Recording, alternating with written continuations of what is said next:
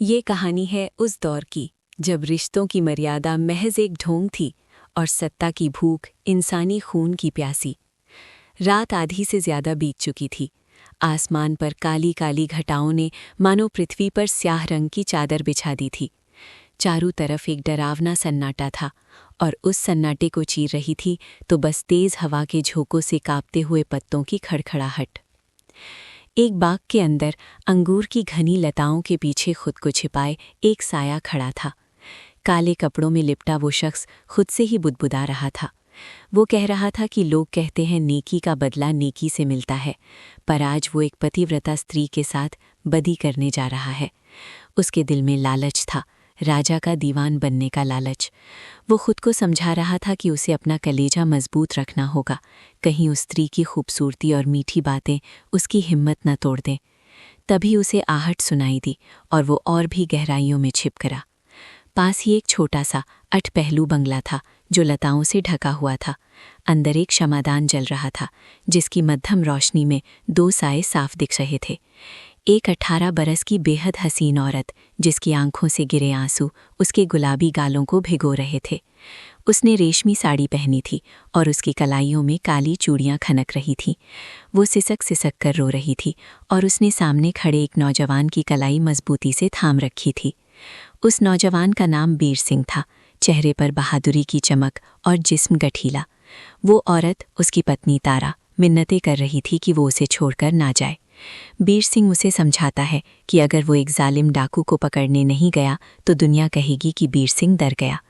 वो कहता है कि महाराज की नज़रों में उसकी नेकनामी पर धब्बा लग जाएगा। लेकिन तारा का डर गहरा था। वो कांपती आवाज़ में कहती है कि क्या लोग ये नहीं कहेंगे कि तारा ने अपने पति को मौत के मुंह में ढकेल दिया। वो बीर सिंह को आगाह करती है कि राजा की नीयत खराब है।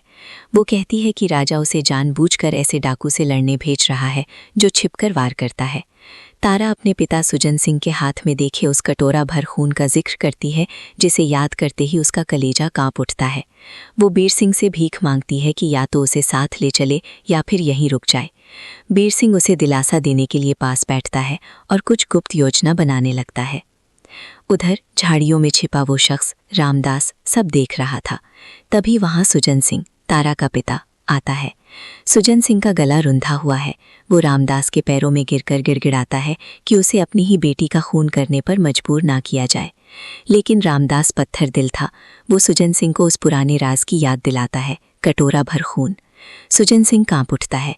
वो हार मान लेता है और कहता है कि अगर तारा ने बात नहीं मानी तो वो अपने ही हाथों अपनी बेटी की जान ले लेगा। कुछ देर बाद बीर सिंह और तारा बंगले से निकलते हैं। बीर सिंह उसे फाटक तक छोड़कर विदा लेता है। जैसे ही बीर सिंह की ओट होती है, अंधेरे में से सुजन सिंह निकलता है और तारा को दबोच लेता है। वो उसे जमीन पर पटक कर उसकी छाती पर सवार हो जाता है। तारा हकबकाकर पूछती है कि क्या ये उसके पिता की आवाज़ है। सुजन सिंह रोते हुए कहता है कि हाँ, वो बदनसीब बाप वही है। तारा अपनी जान की भीख नहीं मांगती, बस पूछती है कि क्या कोई रास्ता है। सुजन सिंह उसे हरी वाली बात मानने को कहता है, एक ऐसी शर्त जो तारा के मान सम्मान के खिलाफ थी। तारा साफ इनकार कर देती है। वो कहती है कि उसे मरना मंजूर है पर अपनी मर्यादा छोड़ना नहीं। वो सुजन सिंह से कहती है कि वो रोए नहीं और अपना काम पूरा करे। एक पिता की कटार अपनी ही बेटी के सीने की तरफ बढ़ती है और रात के अंधेरे में एक चीख भी दफन हो जाती है। इधर बीर सिंह सड़क पर बढ़ रहा था। नीम के पेड़ों का घना साया और घोर अंधकार। अचानक उस पर हमला होता है। 3 लोग उसे घेर लेते हैं। बीर सिंह अपनी तलवार निकालता है और वीरता से लड़ता है। वो 2 को मार गिराता है और तीसरा भाग खड़ा होता है। लेकिन जीत के बाद भी उसका मन अशांत था। उसे तारा की फिक्र सताने लगी। वो वापस बाग की तरफ दौड़ता है। बाग में पहुंचकर वो तारा की सखियों को इकट्ठा करता है। मशालें जलती हैं, खोज शुरू होती है। अंगूर की टट्टियों के पास उसे एक लाश मिलती है। बीर सिंह का दिल बैठ जाता है। उसे लगता है ये तारा है, लेकिन पास जाकर देखने पर पता चलता है कि वो तो महाराज के 10 वर्षीय बेटे कुंवर सूरज सिंह की बिना सिर वाली लाश है। बीर सिंह सन्न रह जाता है। उसे समझ आ जाता है कि ये एक भयानक साजिश है। उसे फंसाने के लिए राजकुमार का कत्ल उसके बाग में किया गया है। डर के मारे बीर सिंह की सारी लौंडियां भाग खड़ी होती हैं। अकेला बीर सिंह उस लाश को छिपाने की कोशिश करता है ताकि असली कातिल को ढूंढ सके। वो कुदाल लेने माली की झोपड़ी में जाता है, लेकिन जब वापस आता है तो वो लाश वहां से गायब हो चुकी थी। तभी मशालों की रोशनी लिए महाराज के मुसाहब वहां धमकते हैं। वे कहते हैं कि महाराज ने उसे याद किया है। बीर सिंह उनके साथ महल पहुंचता है। वहां दीवान खाने में मातम पसरा था। महाराज करण सिंह गद्दी पर बैठे थे। बीर सिंह के पहुंचते ही राजकुमार की वही लाश वहां फिर से प्रकट हो जाती है। महाराज उसे देखते ही दहाड़े मारकर रोने लगते हैं। तभी मुसाहब हरी सिंह जहर उगलता है। वो कहता है कि बीर सिंह बाग में नंगे बदन और गीले कपड़ों में मिला था। महाराज बीर सिंह पर शक करते हैं। अचानक महाराज राजकुमार के कलेजे से एक छुरी निकालते हैं, जिस छुरी पर खुदा था राजकुमार बीर सिंह। बीर सिंह चिल्लाता है कि ये छुरी तो चोरी हो गई थी, पर महाराज नहीं सुनते। वे उसे गद्दार करार देकर कालकोठरी में डालने का हुक्म देते हैं और उसके पूरे खानदान को खत्म करने की कसम खाते हैं। बीर सिंह को आफत के घर यानी उस अंधेरे तहखाने में डाल दिया जाता है जहां दिन और रात का फर्क मिट जाता है। 4 दिन तक भूखा प्यासा रहने के बाद एक रात उसे दीवार टूटने की आवाज आती है। एक नकाबपोश शख्स सुरंग के रास्ते अंदर दाखिल होता है। वो बीर सिंह से कहता है कि वो उसे बचाने आया है। बीर सिंह पहले हिचकिचाता है, पर वो शख्स कहता है कि वो जानता है कि बीर सिंह बेकसूर है और वो तारा के बारे में भी सब जानता है। सुरंग के रास्ते बीर सिंह बाहर निकलता है। वे एक नाव पर सवार होते हैं।